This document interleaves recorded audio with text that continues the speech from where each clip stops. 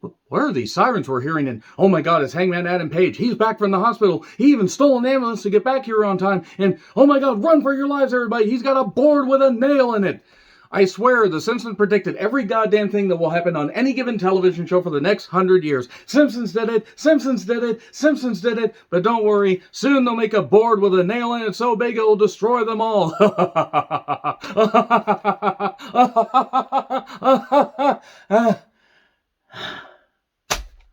Yeah, Simpsons did it. I'm John Rankin with my review of AEW Dynamite from Independence, Missouri. Let me know your thoughts on this show in the comments, please.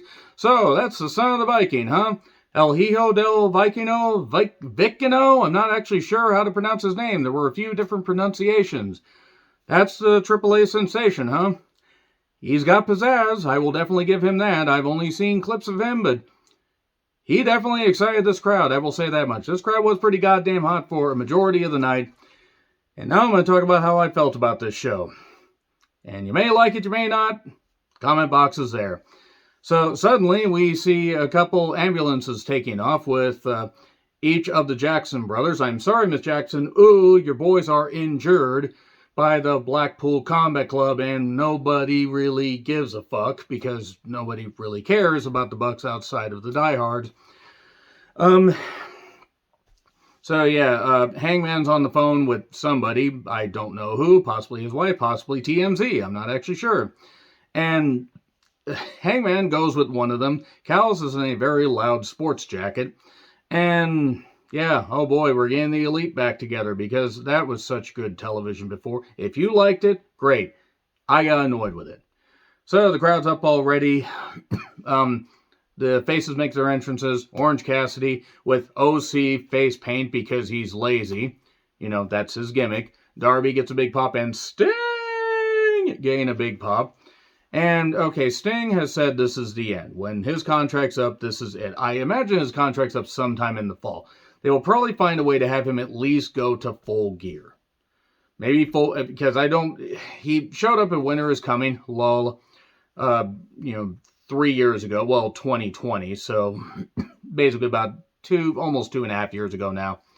And he said this is it. And he's 63. I mean, it's great that he came back. I was thrilled to see him even make an appearance and congratulate Darby when Darby won the TNT Championship in Seattle because it was a thrill to see Sting in person. It was Sting, Darby, and Orange Cassidy against the Butcher, the Blade, and Kip with Penelope. Penelope looked great, I will say that much. I have nothing personal against Kip, but I would genuinely like to know why he is still there. There are a lot of talents I have asked that about in WWE, in AEW, in New Japan. Why are they still here? Freshening things up. I'm not saying that I want people to be unemployed. Kip has absolutely no business being on a mainstream wrestling show. Yes, he was injured. I'm glad he recovered. Maybe he can make it elsewhere. He can't.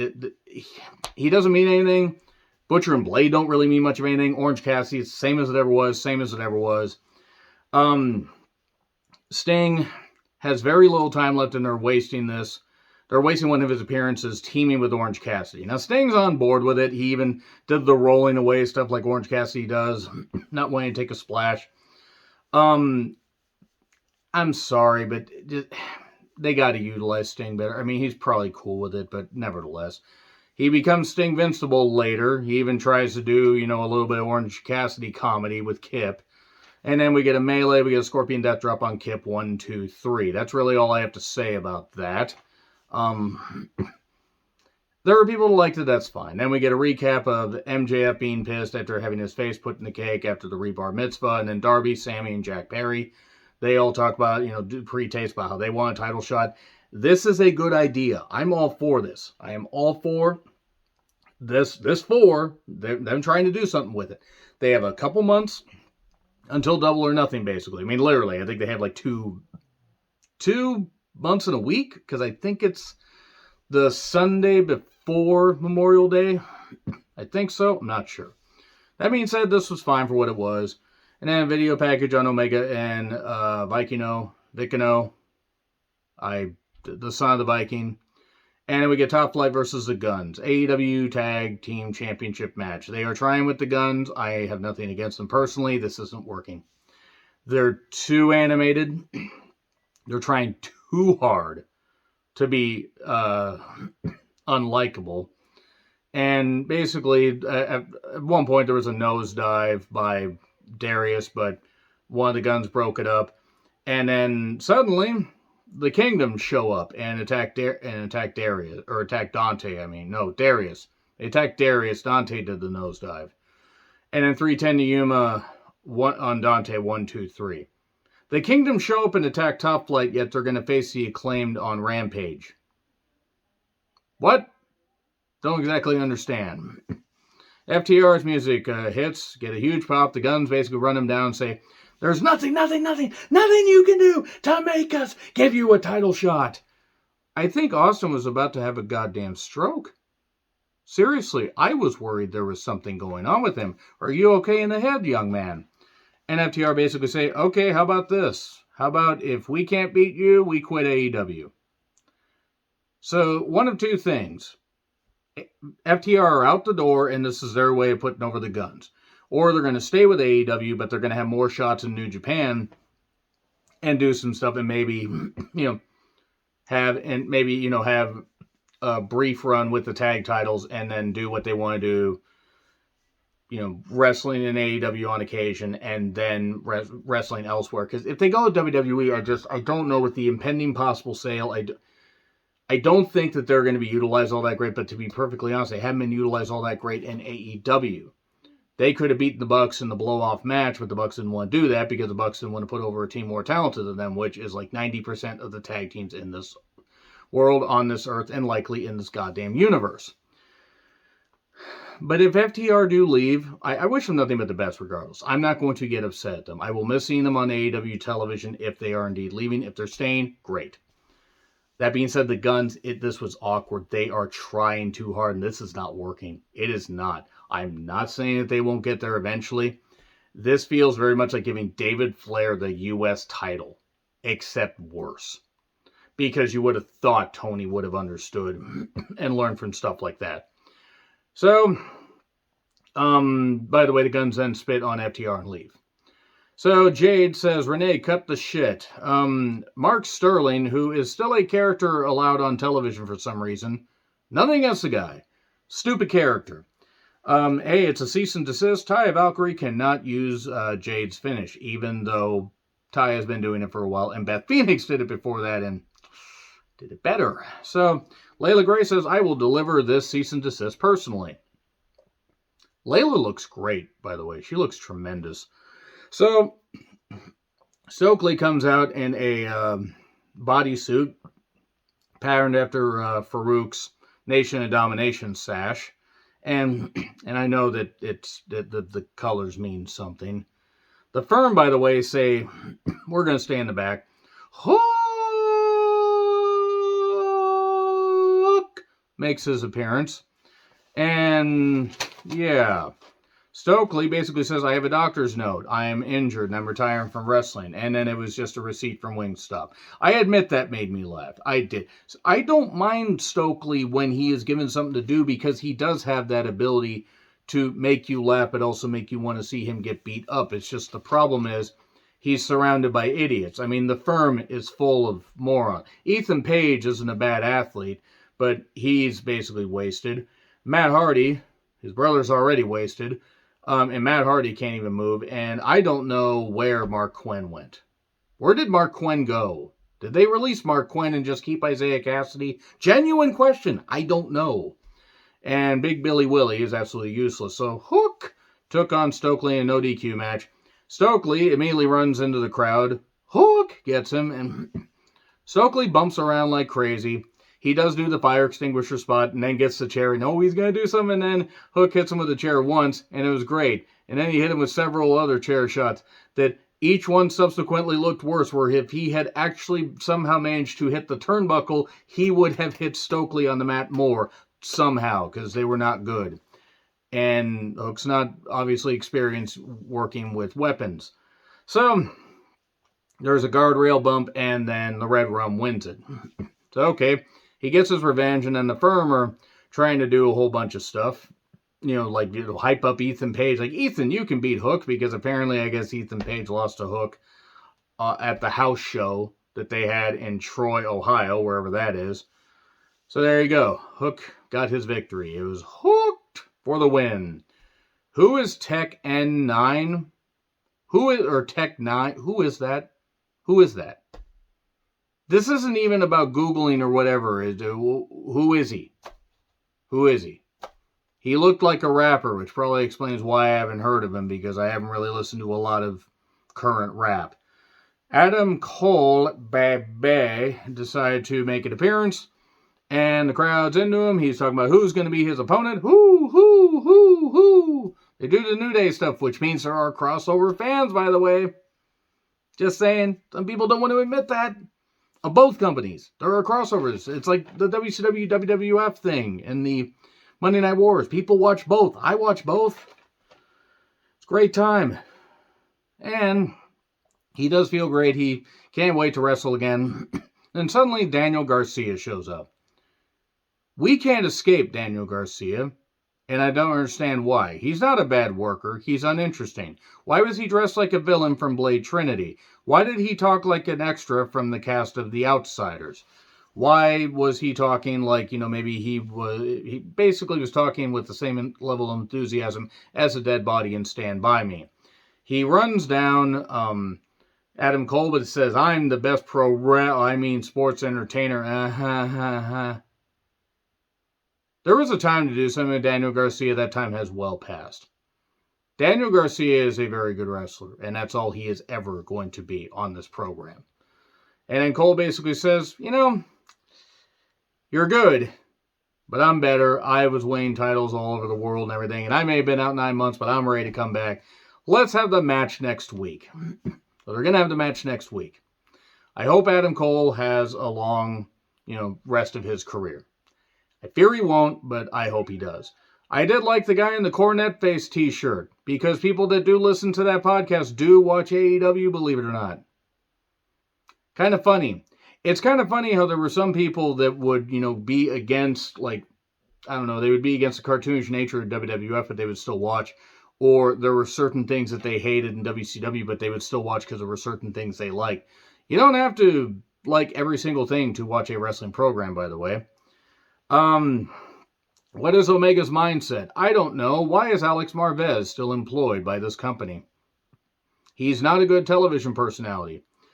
Callis is trying to get Omega to see the positive that the Bucks are taken out. Granted, the Bucks off of television is always a good thing. Unfortunately, we have to listen to Don Callis talk.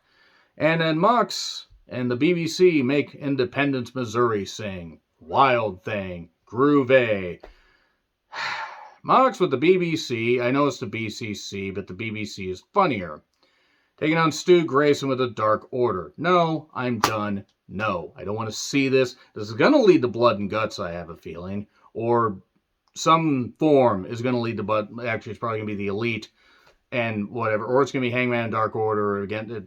I don't care. It was supposed to be done a while ago with Hangman and Mox. Oh, wait. At Revolution it was supposed to be done. Even the producer is totally done with all this stuff because he just would rather not even come in here. He doesn't even want to talk about the Dark Order. He would rather say, no, I don't want to even talk about that. He's like, screw it. I don't want to say anything.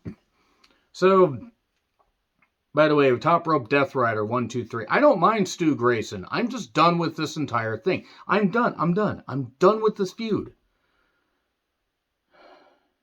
Renee then was with Starks. Starks is done with this shit and calls out Juice and says, meet me on Rampage. And then QTV. Hobbs is wrecked. Who is this blonde lady of the... Who is any of this for? Who is any of this for? Why is QT Marshall on my television screen? Why is he on anyone's television screen? Train people and shut up. God, Hobbs. When is Hobbs' contract up? Because if this is what they're going to do with him as a TNT champion, he might as well go to goddamn New Japan. He might as well go to Impact. Get rid of Moose. Anyway, he's facing Penta on Rampage. Rampage is on Saturday, by the way. 10 p.m. Eastern Standard Time, 7 p.m. Pacific Standard Time. Adjust your cocks accordingly.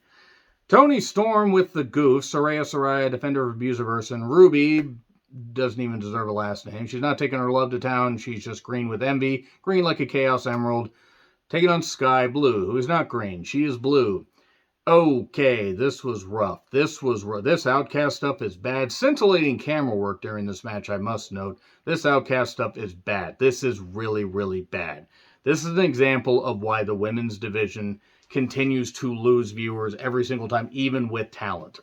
Even with people that could actually mean something. Sky Blue looks like she's afraid to hit anybody with her moves. She has a good look. She can hit some moves, and she just seems tentative. I don't get it. Toni Storm hit that butt bump in the corner. It should have been me. And I think Sky got concussed. And I got hit with the Storm Zero. So she wasn't concussed. She is now. And then, as they're going to beat up Sky Blue, here comes Riho swinging a pipe that is bigger than she is. And also, there's no way that she would be able to swing a legit pipe. And she almost hits Willow in the goddamn face with it. Good job, Riho. You're such a lovely fluffer. This sucked. This sucked. I don't like saying that because I want the women's division to grow and succeed. But God damn. So, Layla Gray versus Taya on Rampage. Brody King versus Jake Hager. Dear God help us. The Acclaim versus the Kingdom. After the Kingdom attack Top Flight. Okay, next week, Cole versus Garcia. So the BBC lay out Stu Grayson. It's implied that they laid out the Bucks. Then entrance for the Viking Man, the son of the Viking. It's Norse-A-Libre, as I called it.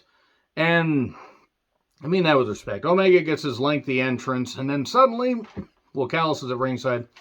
And Hijo del Vikino, the Viking Man just immediately jump starts and hits him and everything. And I have not seen anybody move with this speed and fluidity on a U.S. stage, I emphasize, since Rey Mysterio. Blitzkrieg did pretty good, showing off a little bit in WCW, but he didn't last long. A lot of people are crisp. A lot of people are smooth. This guy ain't going to be walking that good by the age of 30. And he's painfully small, but so is Ray. Am I saying he's going to be as good as Ray? No, but he's about as close as anybody's going to get. I don't watch any AAA, so if there are people just as good as him, please let me know who they are in the comments. First time viewer, Omega versus Vikino. I will say this much, I'm no fan of Omega. This was probably the best AEW singles match I've seen him have in a while. Still, Ospreay versus Omega in the Dome was pretty goddamn good. Hell of a goddamn, fight. It was the Viking Man doing a whole bunch of stuff. Flips and everything. And Omega wearing him down with strength and whatnot. I don't know how he thought of this stuff. Vikino, but man, he did a Rana off the post. He was doing some great acrobatics. And he fired up after getting beat down for a while. There was a table brought out earlier on, by the way. And then Omega lands right on his goddamn head. That looked pretty painful. It's not going to hurt his brain because he hasn't had one working there for a while. But then a Phoenix Splash inside out. Or outside in, rather. And then a V-trigger. And hey, Omega was hitting that stuff. Snapdragon, then a Poison Rana. Don't know why they did the Poison Rana. And then suddenly, he gently puts him on the table and then hits a 630 thing where he practically hangs in midair and does that. It was beautiful. And I don't know why that wasn't a DQ. You could have done a double count out. That would have been fine because this Vikino is the AAA Mega Champion. I believe Omega had. And then had to relinquish that due to injury right after Full Gear. And that 630 through the table got a big old pop. And then a sunset flip. We got, a couple moves. And then one wing angel. 1, 2, 3. Good first impression. I could see them bringing him back at some point. He got the crowd pretty excited. And this was a pretty smart crowd. And they were eating everything that he did. They were eating up everything he did. And then the BBC suddenly attack Omega. And they attack the Bucks. And then suddenly an ambulance shows up and Hangman shows up with a board with a nail in it. And then they run because they don't want to be around a man with a board with a nail in it. And then he's going to make a board with a nail in it so big it'll destroy the whole elite. Ha ha ha ha ha ha ha ha ha. Yeah, that was certainly an episode of AEW Dynamite. Don't get me wrong. Did pretty impressive stuff. I just think that AEW creatively, as far as television production, has hit a wall. And I'm a little bit worried that they're going to continue to slide downhill because who else can they sign? They're going to have to let some people go eventually. This video game's going to have to come out. They got things they have to fix. I've seen worse shows, but also there are certain feuds I don't want to see go on anymore. And Jericho wasn't even on this goddamn show, which probably explains why I didn't hate it nearly as much. So, agree, disagree, what I said, like, share, subscribe, Twitter handle in the description. I'm John Ritlin. I'll see you soon.